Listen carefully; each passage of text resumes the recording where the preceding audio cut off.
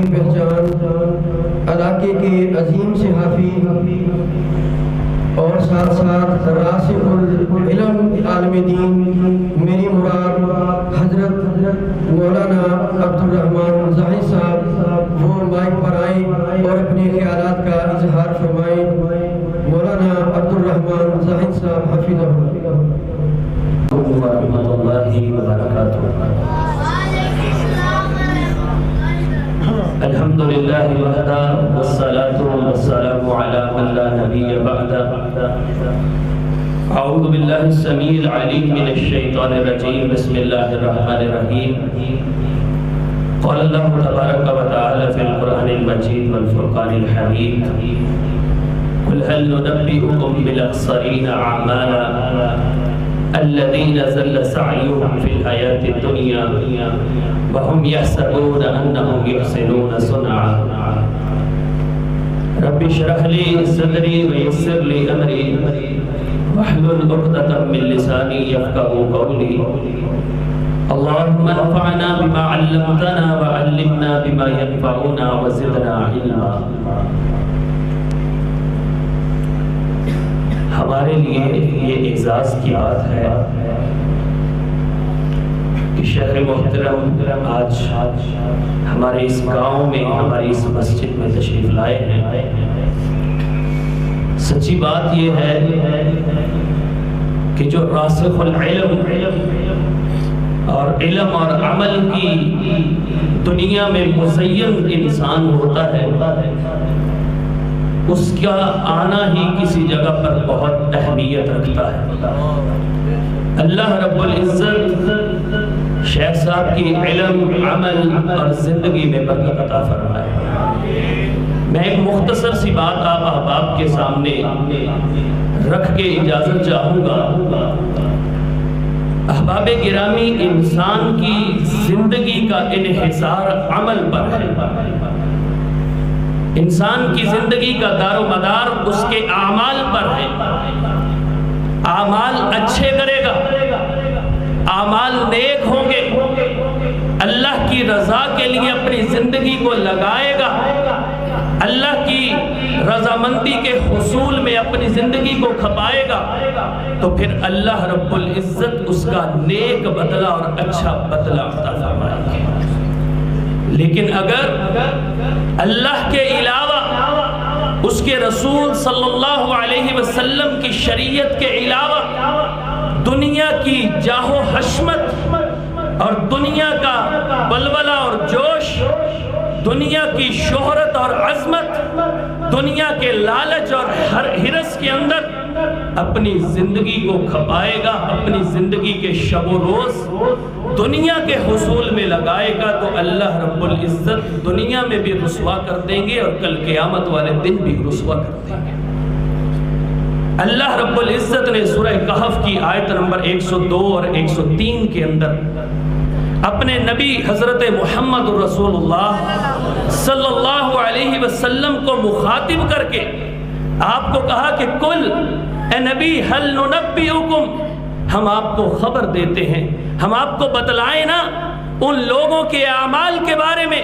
ان لوگوں کی نیکیوں کے بارے میں، ان لوگوں کی زندگیوں کے بارے میں، ان لوگوں کے شب و روز کہاں پر بیتتے ہیں، ان کے بارے میں آپ کو کچھ بتائیں نا، جن کے اعمال ضائع ہیں۔ ضل سعیہم فی الحیات الدنیا وہم یحسبون انہم یحسنون صنعا، ان کی زندگی کی جو سعی ہے، ان کی جو کوشش ہے، ان کی جو کاوش ہے، دنیا کے اندر جو کام کرتے ہیں، جس میں شب و روز گزارتے ہیں، وہ ضائع اور بیکار ہیں، وہ کسی کام کے نہیں۔ وہ سمجھتے ہیں ہم دنیا میں بڑے پاورفل ہیں، دنیا کی شہرت حاصل ہے، دنیا کے اندر ناموری حاصل ہے، دنیا میں مقام حاصل ہے، دنیا میں مرتبہ حاصل ہے، دنیا کے اندر اللہ نے سارا کچھ دیا ہے، لیکن اے نبی ضل سعیہم فی الحیات الدنیا، ان کی سعی، ان کی کوشش، ان کی کاوش، ان کی محنت ان کا کام، ان کا وقت لگانا، ان کا زندگی کھپانا، یہ سارے کے سارے ضائع اور بیکار ہیں۔ ان کا ذہن یہ ہے، وہ گمان کرتے ہیں، وہ خیال رکھتے ہیں، ذہن میں سوچتے ہیں کہ نیک کام کر رہے ہیں، اچھا کام کر رہے ہیں، دنیا میں بڑا مقام حاصل کر لیا ہے۔ لیکن اے میرے نبی، کل قیامت والے دن آئیں گے، فلا نقیم لہم یوم القیامت وزنا، ان کی دنیا کی ساری کوششوں کو، دنیا کی ساری کاوشوں کو، دنیا کے سارے اعمال کو میں کسی کھاتے میں نہیں لاؤں گا، کسی خاطر میں نہیں لاؤں گا، ان کو ضائع کر کے ان کا کوئی وزن نہیں رکھوں گا اور انہیں جہنم کا ایندھن بنا دوں گا۔ یہ انسان کی دنیا کی حقیقت ہے، جس دنیا کے پیچھے ہم بھاگتے ہیں، جس دنیا کے لیے ہم اپنے شب و روز لگاتے ہیں، جس دنیا کے لیے ہم دن رات ایک کرتے ہیں، اس دنیا کی یہ حقیقت ہے۔ سورہ الحدید کے اندر اللہ رب العزت نے آیت نمبر 20 میں دنیا کی حقیقت کو لوگوں کے سامنے آشکار کیا ہے، لوگوں کے سامنے واضح کیا ہے، لوگوں کے سامنے چاند کی چاندنی کی طرح روشن کر کے رکھ دیا ہے۔ فرمایا ہے دنیا والو، اعلمو، کان کھول کے سن لو، جان لو، علم حاصل کر لو، آگاہی لے لو، انما الحیات الدنیا، دنیا کی جو زندگی ہے، لعب و لہو، یہ لہو و لعب ہے، یہ کھیل و کود ہے، یہ چند دنوں کی زندگی ہے، وزینت و تفاخر، یہ زیب و زینت ہے، آپس میں ایک دوسرے پر فخر کرنا ہے، وتکاثر فی المال والاولاد، مال اور اولاد کے میں کثرت کا حصول ہے، مال اور اولاد کی کثرت ہے۔ کمثل غیث اعجب الکفار نباتہ، اس دنیا کی مثال اس بارش کی طرح ہے، اس بارش کی طرح ہے جو زمین پر برستی ہے، کھیتی اگتی ہے، کسان بڑا خوش ہوتا ہے کہ کھیتی زمین سے اگائی ہے، بڑا اس کا اگاؤ ہے، پورے ایکڑ کے اندر کھیتی بڑی اچھی طرح اگی ہوئی ہے، کسان خوش ہوتے ہیں، زمین کے مالک خوش ہوتے ہیں کہ زمین نے بڑا اچھا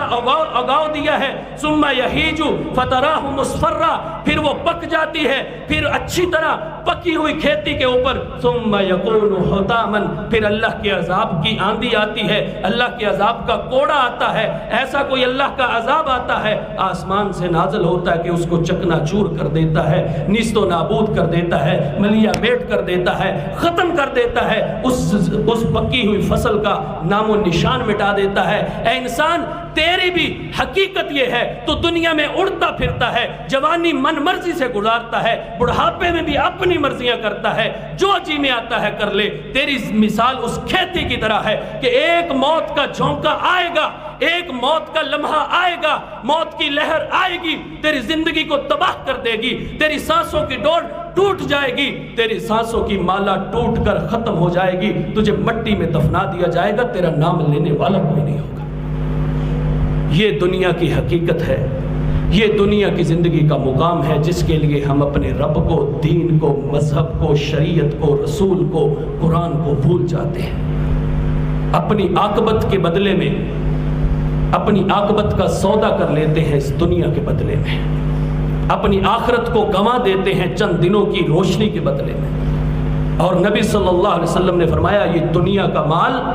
اور دنیا کی شہرت، صحیح بخاری کی روایت ہے، آپ صلی اللہ علیہ وسلم نے فرمایا بوڑھے آدمی کا دل، قلب الشیخ شاب، بوڑھے آدمی کا دل بڑا جوان رہتا ہے، بوڑھا ہو جاتا ہے، ہڈیاں ختم ہو جاتی ہیں، ہڈیوں کا رس گوتا ختم ہو جاتا ہے،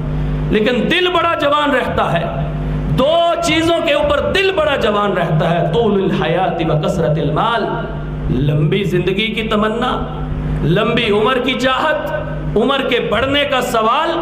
ہر وقت یہ تمنا، یہ آرزو کہ عمر بڑھ جائے، وَكَثْرَةِ الْمَال، اور مال کی کثرت کی خواہش انسان کے دل میں ہمیشہ جوان رہتی ہے۔ بندہ بوڑھا ہو جاتا ہے، چارپائی کا حصہ بن جاتا ہے، گھر والے دھتکار کے باہر پھینک دیتے ہیں، اولاد بات تک نہیں پوچھتی، لیکن پھر بھی کہے گا عمر بھی لمبی ہو جائے، مال بھی زیادہ سے زیادہ مل جائے، یہ دو چیزیں اس کے دل میں ہمیشہ جوان رہتی ہیں۔ میرے بھائی، اپنی آخرت کی فکر کیجئے، اور خاص کر جوانی کے ایام میں، جوانی کے دنوں میں، جوانی کے لمحوں میں اس زندگی کے گولڈن پیریڈ کو ضائع مت کیجئے، یہ اللہ کے راستے میں لگا دیجئے، اللہ رب العزت کل قیامت والے دن اس کا بہترین اجر عطا کرے گا۔ اور اللہ کے نبی صلی اللہ علیہ وسلم نے فرمایا جب افراتفری کا عالم ہوگا، کوئی کسی کا نہیں ہوگا، نفسا نفسی کا عالم ہوگا، ہر کوئی اپنے اعمال کی گٹھڑی کو سر پر اٹھا کر بھاگتا پھر رہا ہوگا، صرف اپنی جان کی ہوگی، کوئی کسی کو نہیں پوچھے گا۔ اس وقت اللہ رب العزت 7 قسم کے لوگوں کو اپنے عرش کا سایہ نصیب فرمائیں گے۔ ایک حدیث کے مطابق 7 ہیں اور دوسری احادیث میں چند اور لوگوں کا بھی تذکرہ ہے۔ نبی صلی اللہ علیہ وسلم نے فرمایا اس وقت جب سورج 1 میل کے فاصلے پر ہوگا، زمین تپ رہی ہوگی، انسان اپنے پسینے میں ڈبکیاں کھا رہا ہوگا، غوطے کھا رہا ہوگا، اس وقت اللہ 7 قسم کے لوگوں کو اپنے عرش کا سایہ نصیب فرمائیں گے۔ ان میں سے ایک نوجوان وہ ہوگا رجل شاب نشأ فی عبادت اللہ، جس نے اپنی جوانی کے لمحات کو، اپنی جوانی کے دنوں کو اللہ کی رضا میں، اللہ کی عبادت میں، اس کی بندگی میں گزار دیا، اس کی رضا کے حصول کے لیے گزار دیا۔ اللہ رب العزت اپنے عرش کا سایہ نصیب فرمائیں گے۔ اور شیخ سعدی رحمت اللہ علیہ نے بڑی خوبصورت بات کی، فرمایا در جوانی کردن توبہ شیوائے پیغمبری، در جوانی کردن توبہ شیوائے پیغمبری، وقت پیری گھرک ظالم می شود پرہیزگار۔ شیخ سعدی نے بڑی خوبصورت بات کی، فرمایا جوانی کے ایام میں توبہ کر لے، اپنے رب کی طرف لوٹ کے آ جا، اپنے رب کے در پر سجدہ کر لے، اس کے سامنے ہاتھ پھیلا لے، اس کے سامنے اپنی جبین نیاز کو جھکا لے، اپنے سر کو اس کے در پر جھکا لے۔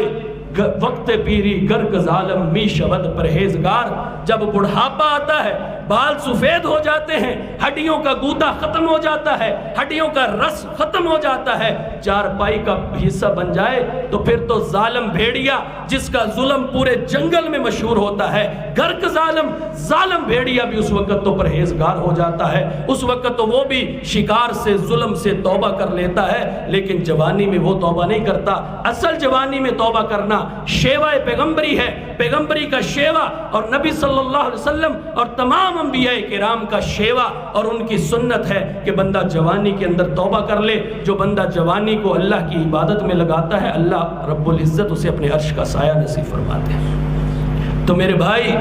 ایک آخری بات سنیے اور شیخ صاحب کا خطاب سنیے۔ آخری بات یہ ہے کہ اس دنیا کے پیچھے بھاگتے ہوئے اپنے رب کو فراموش نہ کیجیے۔ اس وقت پوری دنیا کے اندر کروڑوں کے حساب سے ملحدین پیدا ہو چکے ہیں، جن کا عقیدہ یہ ہے کہ اس دنیا کو بنانے والا کوئی نہیں ہے، یہ دنیا خود بخود وجود میں آئی ہے، نہ کوئی خدا ہے استغفر اللہ، نہ کوئی شریعت ہے، نہ کوئی دین ہے، اس دنیا کو چلانے والا کوئی نہیں ہے۔ اگر ہم نے اللہ کا نام اور اللہ کا نام لینا چھوڑ دیا تو پھر کون اللہ کا نام لے گا؟ اس وقت ملحدین کی ایک بہت بڑی تعداد پیدا ہو چکی ہے، اس لیے دنیا کے پیچھے مت بھاگیے، دنیا کو اپنا شیوہ زندگی مت بنائیے، دنیا کے ساتھ اپنی لو مت لگائیے۔ ہاں ضرورت کے مطابق اسلام نے، شریعت نے اجازت دی ہے، لیکن انسان اس کو اپنی زندگی کا حصہ ہی بنا لے، اس کی شریعت نے مذمت کی ہے۔ ایک آخری واقعہ حضرت سعید بن عامر رضی اللہ تعالیٰ عنہ کا سنیے۔ حضرت سعید بن عامر رضی اللہ تعالیٰ عنہ کو حضرت عمر فاروق رضی اللہ تعالیٰ عنہ نے حمص کا گورنر بنا کر بھیجا، شام کے شہر حمص کا گورنر بنا کے بھیجا۔ آج بھی وہ شہر موجود ہے۔ ایک دن وہاں سے ایک شرفاء کا وفد آیا، شرفاء کا وفد حضرت عمر فاروق رضی اللہ تعالیٰ عنہ سے ملاقات کے لیے آیا، اور آ کر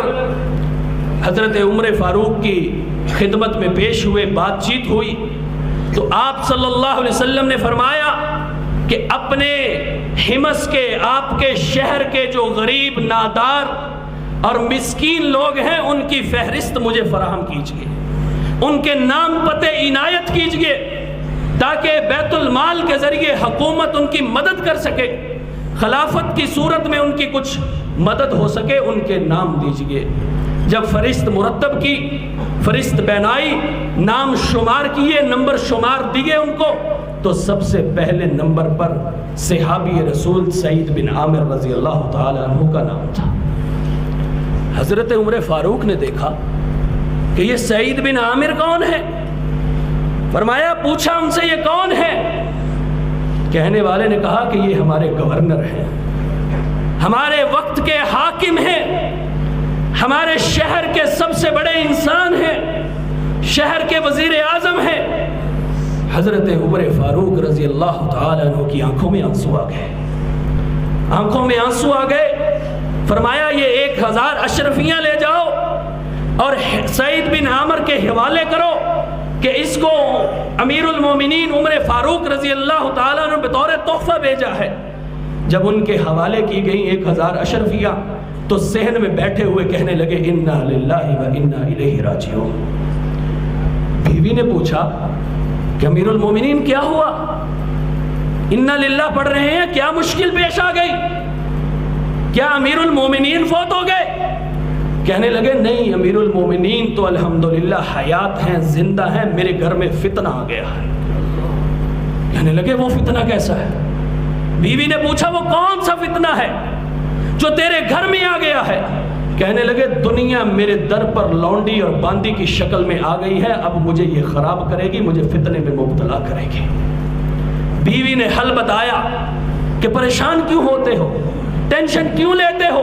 اس کو اللہ کے راستے میں خرچ کر دو، یہ ہمارے کام آ جائے گا۔ شام ہونے سے پہلے وہ سونے کے 1000 سکے، سونے کی وہ 1000 اشرفیاں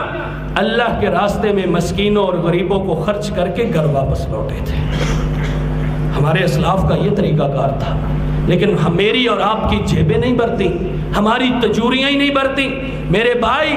یہ وقت ہے، اللہ نے مہلت دی ہے، اللہ نے ٹائم دیا ہے، اللہ نے زندگی دی ہے، اللہ نے جوانی دی ہے، اللہ نے وقت دیا ہے، اللہ نے صحت دی ہے، تندرستی دی ہے۔ اس صحت، تندرستی اور زندگی کو اللہ کی بارگاہ میں لگا لیجئے، انشاءاللہ العزیز یہ کام آئے گی۔ یہ آخرت میں قیامت والے دن جب کوئی کام نہیں آئے گا سوائے نیک اعمال کے، سوائے نیک کاموں کے، سوائے نیکیوں کے، اس وقت یہ نیکیاں کام آئیں گی، اس وقت یہ سجدے کام آئیں گے، اس وقت یہ نمازیں کام آئیں گی، اس وقت یہ تلاوت قرآن کام آئے گی، اس وقت یہ روزے کام آئیں گے، جوانی کی عبادتیں کام آئیں گی، بڑھاپے میں کیے ہوئے رکوع سجود کام آئیں گے۔ لہٰذا اس وقت کے لیے اپنی آخرت کی بجائے دنیا کی بجائے اپنی آخرت کو ترجیح دیجئے۔ آخر دعوانا الحمدللہ رب العالمین۔